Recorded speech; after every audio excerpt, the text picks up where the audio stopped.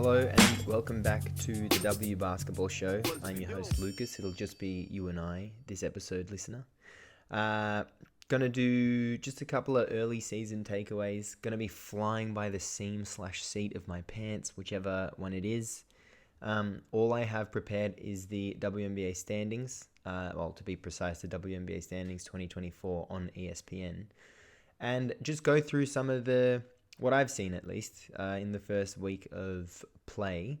Another note.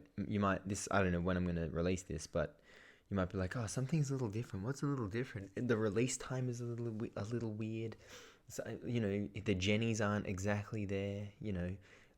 His per 30, his throat clears per 36 are different. The chair squeaks per 36 are different. I'm recording this at in the middle of the day at 1 p.m.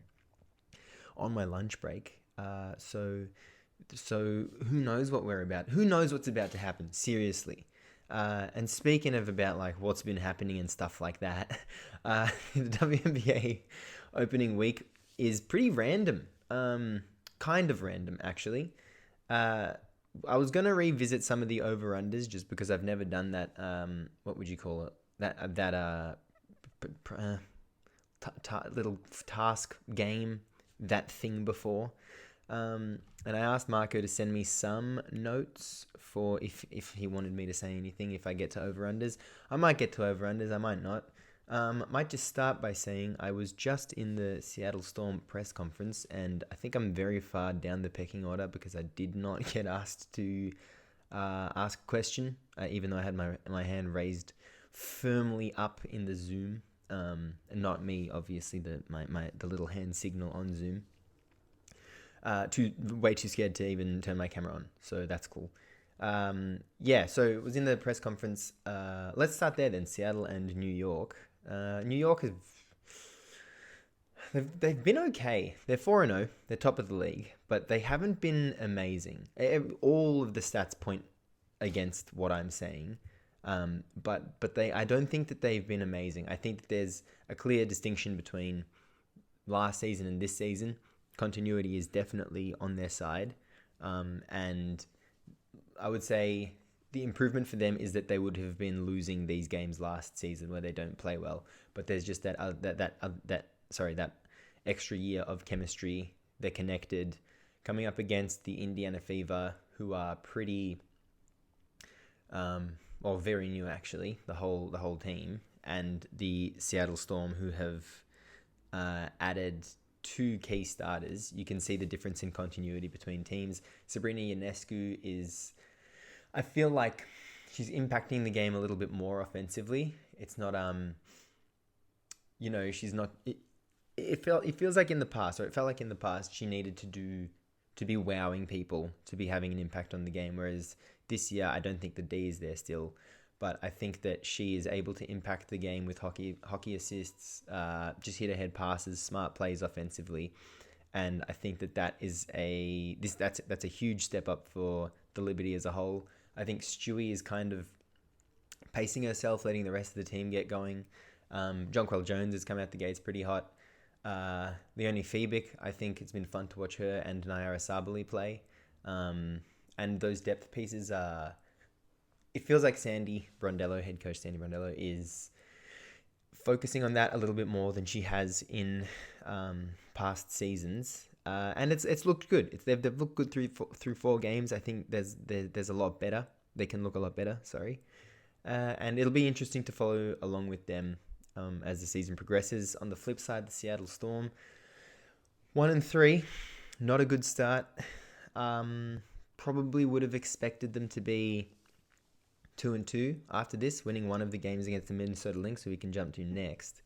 But the Lynx are 2-0 with both of those wins coming against the Seattle Storm. The Seattle Storm, so it's Skylar Diggins-Smith brings like a fierceness, a competitiveness and stuff like this to a team, and she's really great at basketball, but it hasn't really blended into the way that Seattle are playing as a whole yet, I don't think. Jewel Lloyd hasn't found her shot yet. That's pretty clear. This team is not doesn't have the continuity. They don't have the chemistry. They don't have the familiarity with one another. And they are playing inefficiently, let's say, independently of one another. Neka Ogwumike, ankle injury. Don't know how long she'll be out. Could check it up, but I've got enough on my plate right now. I've got 2 monitors, text from Marco on one screen, and of course the WNBA standings 2024 on the other. How could I forget? How could anyone? The Seattle Storm, yes. So Ezzy's looking good. I think there are some fine signs for this team, but yeah, early season jitters. I think that this will really affect them. They're just going to be playing from behind. It feels like maybe, who knows? I don't know when this team will start to find their feet, but it's going to feel like they're going to be playing from behind, especially considering the Aces, Sun, and Liberty were kind of the only 3 teams that were put ahead, that were kind of placed ahead of them ahead of the season, and they're all where they should be. They've taken care of business in the first week of the season, and catch up starts now for the Seattle Storm. They have the Indiana Fever on Wednesday, or whatever. I don't know. I think it might be Wednesday American time, US time. But who have started 0-4. The Fever did look pretty good just then against the Connecticut Sun, though. But hopefully the Storm can turn that into 2-3. Indiana kind of... Actually, we'll get to Indiana in a bit. I said I'd get to Minnesota. Team of the season, man. This is going to be the most fun team to follow. The most fun stories to follow. They're currently 4th behind the Liberty, Sun, and Aces. I do still think that the Storm just have too much talent to not figure it out. And I would say that the Storm joined the Aces, Sun, and Liberty, which is a very safe thing to say. But as the top 4 seeds, as the teams with home court in the playoffs. But I did get a chance to ask the Minnesota Lynx, Nafisa Collier and Kayla McBride of the Minnesota Lynx, after their second game of the season against the Seattle Storm. I was able to ask them what lessons they learned from slow starts last season. They started 0-6 last season. I said, how did you learn? What lessons did you learn from that going into this season? And one of the things Nafisa said was that they know how much it sucks to be in those positions. And so that was 2023, 0-6 start. 22 and 21, they had 0-4 starts. And yeah, I think that there's also been this like identity from last season to this season that's benefited them, that they've had like continuity in that identity, even if their roster is looking quite a bit different. And that was just stark contrast to the Seattle Storm in both of those games, where sure, both teams have had roster turnover, but the Seattle Storm aren't trying to repeat the identity from last season. A 1-3 record would suggest that they are repeating last season's identity through 4 games. But definitely have faith they will turn it around. I mean, post-game, Sammy Whitcomb said that it's a chemistry thing. She didn't want to discredit her opponents, but she said that a lot of the turnovers that the Storm have had through 4 games has been more of poor offense than great D, even though they are coming up against good defenses. And that the Storm are getting good shots, they're just not dropping, which there's some merit to that. I think the threes more than anything else. I feel like the threes got to start dropping. Whitcomb said that there were a few layups they missed today, but I don't think they were the most threatening layups. And I don't feel like players weren't as comfortable, or players weren't really in comfortable positions getting to the layups. But as for the Lynx, yeah, like Alana Smith, what a seamless fit she has been in the starting lineup. Dorka Juhas still has who knows how much time left in Italy before she comes back over or goes back over to the States. I don't know what that'll do to their rotation. I don't know who that kicks out. I feel like let's not speculate on that just yet. But I feel like let's stick with the positives for now. Courtney Williams and Natisha Heidemann have just come in and run this offense so well. Adding such a crucial, like adding the play initiator to a team while also trying to keep that mold from last season it's a tricky task, and they're such solid vets, Heidemann and Williams, and they understand their job. They understand how to do that. That's a very hard thing to do, and they understand how to do that, and they're doing it. and the whole team is really benefiting from it. I think McBride and Collier, great leaders on the team. Alana Smith, as I said, great addition. She's 5 of 7 from 3 on the season. I think all 5 makes have been, I don't know, all 5 makes have been from the right wing. And I think and the 2 misses have not been from the right wing. So most efficient shot in basketball right now. Bridget Carlton, Deep 2/JV/LP alumni.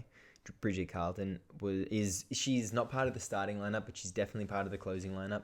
I understand why they're going with Diamond Miller in the starting lineup. Brings the size. I think the peak of Diamond Miller is it's the talent peak of Diamond Miller is higher than the talent peak of Bridget Carlton, but Bridget Carlton's baseline is much better. She's a much better defender. She's much stronger, much smarter. Has been in the WNBA for longer, has experience all over the world, and that really comes through when this team is trying to win a game. I think she had 5 points in the second game, and watching the game, everyone was quite she was getting much more praise than you would expect a player who finished a game with 5 points to get. Just because she knows how to impact the game when she's not getting the ball. And you need those players, especially when you got Nafisa Collier, Alana Smith, when they're hot. Kayla McBride, great vet in the league. Great guard rotation, both as playmakers and as scorers. Especially, even if the rest of the team are streaky scorers. I'm thinking about Williams mainly in that. But when you got a streaky scorer on the court, you got steady scorers on the inside. To be that stabilizing force on the wing that Carlton is it's great for the team. I think Alyssa Pilley will move to, or her minutes will get cut when Dorka Uhas gets back. But post draft, she said that she was bringing post WNBA rookie draft. She said she was excited to bring physicality to the league. I think that was pretty. I think that was kind of. At least in the first game, I think Mercedes Russell definitely heard that, and she really tried to go at Pilley, and it worked. But I think Pilley is bringing more physicality than most rookies are ready to bring to the big leagues. But yeah, I think when Uhas gets back from Italy, that will probably cut her minutes. But the Minnesota, they're awesome. They're so much fun to watch. And I am looking forward to watching them more as the season progresses. Hopefully I can get one of the players on for an episode as well. That would be really epic. Touched on the Fever before. We'll pivot back to them. So the first 3 games of the season, the first 2 games were just wire to wire. I didn't get to see the third game, but it looked from the box score a little bit closer. The fourth game, just then, you can really see the progression of this team. Temi Fagbenley is really finding her own feet, and she looks great in the open court. Caitlin Clark is slowly developing her game. Wally, it's awesome as an Aussie to see Wally as the backup point guard, and this team really trusts her as a play initiator, and it's a lot of pressure to be the backup point guard of a team whose starting point guard is, I think she's averaging 8 turnovers through 4 games. Maybe it's a little less now, but it was 8 turnovers through 3 games. Because the team, if your offense is generating that many turnovers from the point, there's a lot of pressure on you to not do that. And Wally is not doing that. And, she brings everything that Australian basketball fans love about her. She's bringing that to the Indiana Fever. She is that enforcer in the backcourt. Oh, not exactly enforcer, but she's bringing that toughness to the backcourt. They need an enforcer in the front court. That's been very apparent through their 4 games. They have played 2 games against the Liberty and 2 games against the Sun, so I would expect them to be 0-4 at this stage of the season. But who knows if they can get one of their later games, win one of their later games against these foes in particular later in the season, as they get the continuity, etc., etc. But yeah, Aaliyah Boston, she is great. She's a very talented player. I don't think she should be the enforcer. I think Alyssa Smith should be. She's very opportunistic. She's very smart. I think she understands her role and the space that will be opened up for her, and she does a really good job of playing off of everyone else on the team. She did a great job of doing that last season. And I really feel like she should get on the phone with like Kenyon Martin or something, because he really towed the line between just still being a great basketball player and being an enforcer. And I just feel like I feel like she has it. She has that about her. Like there's that fearlessness, and she has embraced the role that she had last season and the role that she has this season, and is a great complementary piece. And I think that as the complementary piece that the Fever need to add is that enforcer, and I feel like that would be something she can do. So what are we? We're about halfway through the league now. Maybe I should just touch on a couple of teams I haven't seen enough to talk on yet, and we can save them for future episodes. I haven't seen enough of the Dream, the Sparks to talk on them. And then the Sky, Wings, and the Mystics, I've only seen a little bit of them. Oh, and the Mercury. So the Mystics' first game of the season, they had Shakira Austin. I didn't think she was going to start the season. She's been inactive. I don't know if she missed the second and the third game, but she definitely missed the third game of the season. But she looks amazing. She looks great. She's back out with that hip injury, but it didn't look like it was affecting her in the first game, and she was moving so well. They came up against the Liberty, and they looked like they were in control for big parts of that game. Brittany Sykes also injured. That is, a huge blow, but hopefully this means Jade Melbourne can get some minutes. But yeah, Julie Van Loo has brought her flair to the Mystics, even being a quote-unquote rookie. She has so much creativity on the court, and with all these minutes that have opened up, it's kind of allowing her to play her own game. Ariel Atkins looks great. This team, let me pause for a second, actually. The NBA moves so quickly these days, it's hard to keep up. Shams and Woj are breaking stories left and right, but the Quick Time Out is right there with them to keep you informed on the latest NBA news. Stop in and let us break it down as it happens. Find the Quick Time Out on the Deep 2 Podcast Network. We are back. Sorry, we had a phone call in the house, and then dogs were bloody going crazy. I also feel like I was talking a million miles a minute in the first 17 minutes and 4 seconds. So let me slow it down a little bit. Nah, just kidding. I also forgot to mention I'm in my Deep 2 hoodie as I record this episode. So I'm so comfortable. So comfortable. Type of hoodie you want to shower in. I didn't think I finished. I think I said enough. I think I said my piece on the Mystics. Maybe last little note would be, had they played that first game against anyone that wasn't the Liberty or the Aces, I think they'd be 1-2 at this point. But they are 0-3, and the view going into this season was that they were going to struggle. Health more than anything else would be the issue, and health more than anything else has been the issue. So it's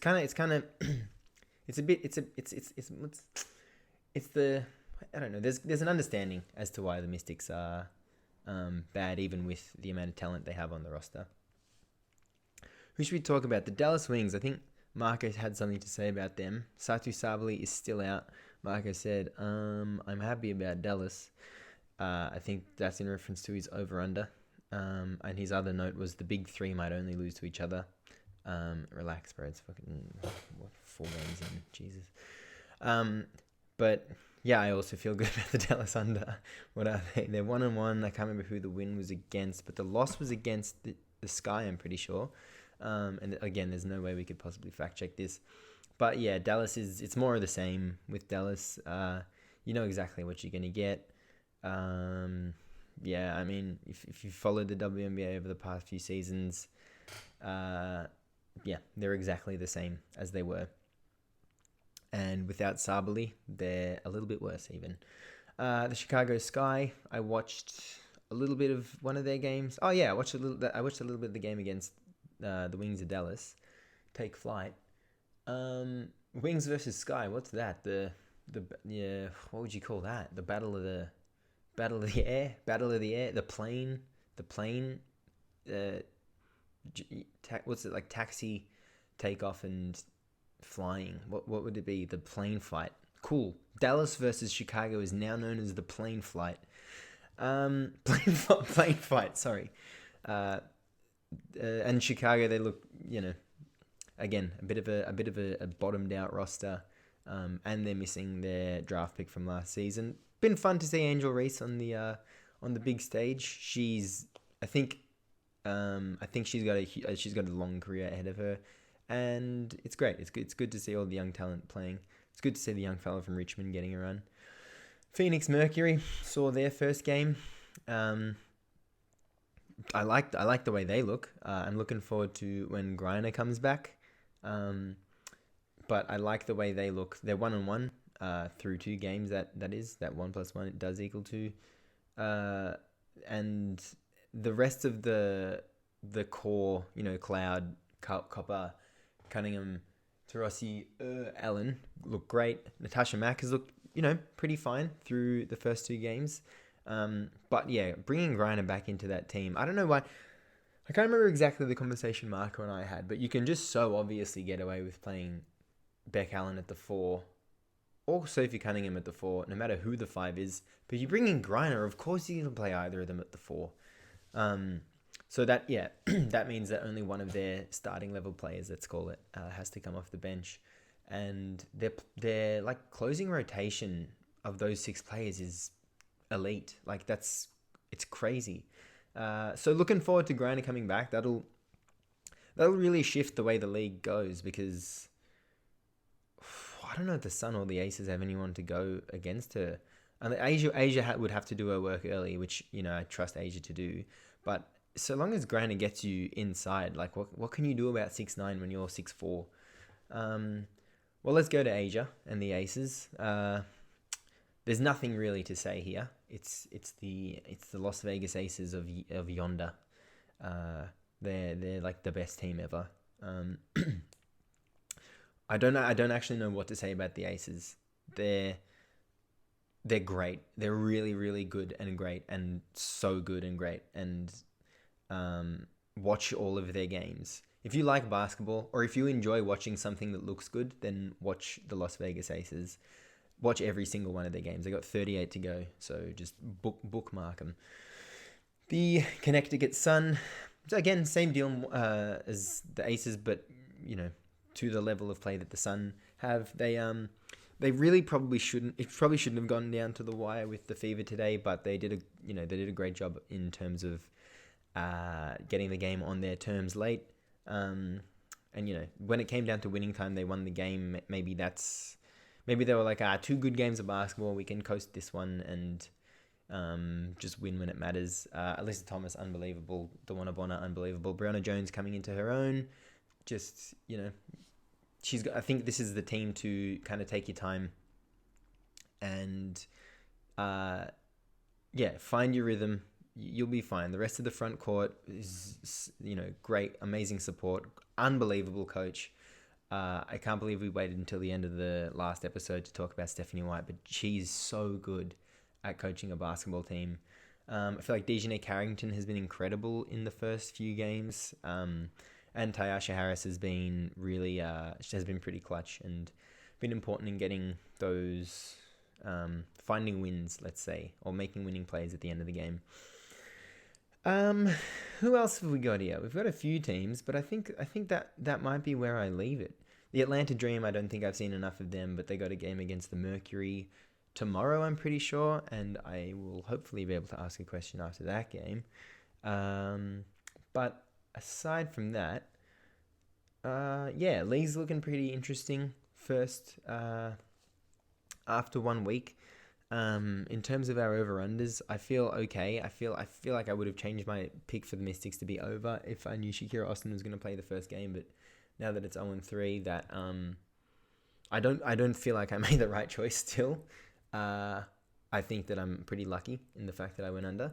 And what did Marco had something else to say? He said, he's worried about Seattle just because the line was so high. Look, in retrospect, I probably should have gone under on this. Also Professor 2020 hindsight, so, whatever. But I imagine this team's best case scenario being 25-15. They're 1-3. I don't think that they can go 24-12. I don't think this team is a 24-12 team, especially as as is. But I should have seen 25 and 15 as the best case scenario, like absolute best case scenario, and gone under, because that's only half a win above the line that was set for them. And yeah, as I said, don't see this team going 24 and 12 the rest of the way. But man, the league's great so far. There's so much talent. Feels like most teams are healthy, other than Shakira Austin. I can't think off the top of my head of and Satu Sabali. If we're missing any major players due to injury, oh man, 100% I'm going to be wrong about this. And like, Brittany Griner, whatever. It's a relatively healthy start to the season. The basketball's looking amazing. Great time to be a basketball fan, as they say over it. Oh my God, at the deep too. And watch any of these games, because they're all amazing. Yeah, early season's good. Competing with the NBA playoffs to start the season is a pretty nightmare way to go about business. But if you like watching a basketball game that doesn't, stop every 15 seconds, then this is a great alternative in that sense. It's not even an alternative. It just doesn't even do that. So there you go. It's the end of the episode. Just you and I. Kind of quick on my lunch break. How did I do? Rate 5 stars. Goodbye.